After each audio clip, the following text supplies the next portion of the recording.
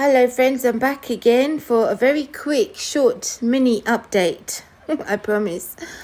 You know how I always say there's so much happening, it's so hard to keep up with all the news that's taking place, and it's always likely that we miss a lot of information about what's going on in terms of Bible prophecy.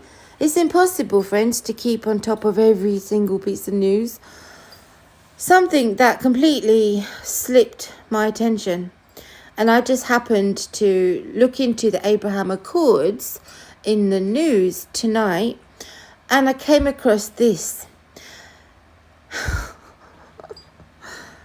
The US kicks Sudan out of Abraham Accords. Do you remember when Sudan was joining the Abraham Accords, and a lot of people were like, huh? How is that possible, Sonia? Because isn't Sudan, like you say, part of the Gog Magog coalition? But here they are, joining in the Abraham Accords.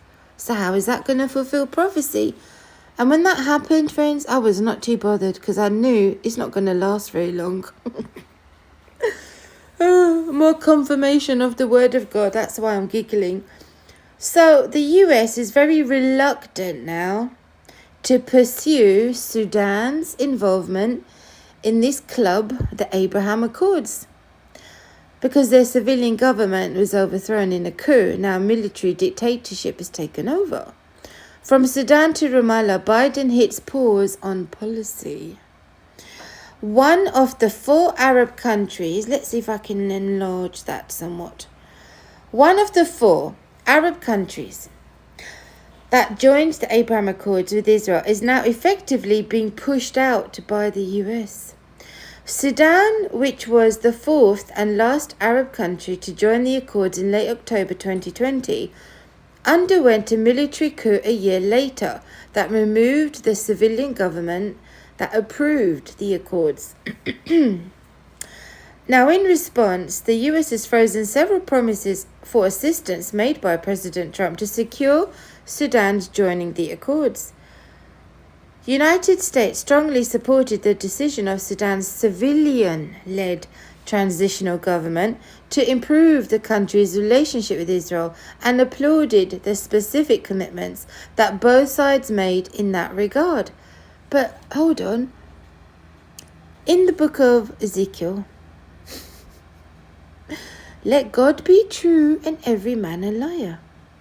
According to this wonderful book of prophecy, when I say verse 5, Ezekiel 38 verse 5, Persia, Ethiopia, Libya, when I say Ethiopia in modern day is Sudan, and then Sudan apparently signs the Abraham Accords 2 years ago, it doesn't concern me. It shouldn't concern us. We know that involvement of Sudan with Israel and joining in the club with the UAE and Bahrain wasn't going to last, was it, friends? So I'm suspecting this military government in Sudan is going to be making alliances with Turkey. And Turkey already has the island off the coast of Sudan called Suakin Islands, strategically located. I just spoke about that yesterday and last week. I showed it to you on the maps where it's located.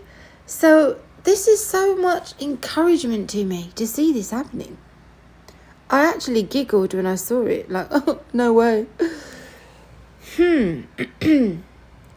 Persia, Ethiopia and Libya. So now, because Sudan is not being encouraged to further get involved in the Abraham Accords, it's likely now they'll have a chip on their shoulder for retaliation against Israel. The spokesperson went on to say that the US would continue to look for other opportunities to expand the Abraham Accords, i.e., perhaps Saudi Arabia. Jewish news publication, Biden admin suspends Abraham Accords assistance to Sudan, urges Israel to call for democracy. So goodbye Sudan, and hello Saudi Arabia. So only a matter of time, friends. Myself and others have been saying this for some while. They have deals, Saudi Arabia and Israel. It's just very complicated and very delicate situation. For Saudi Arabia, guardian of the two shrines, holiest sites in Islam, in Arabia, to come out in the open and say, we are now going to normalize relations with Israel, the Zionist entity, like they call it. Abraham Accords, Israel carves new influence, regional peace. And this is what I'm going to be talking a little bit more about in my next update.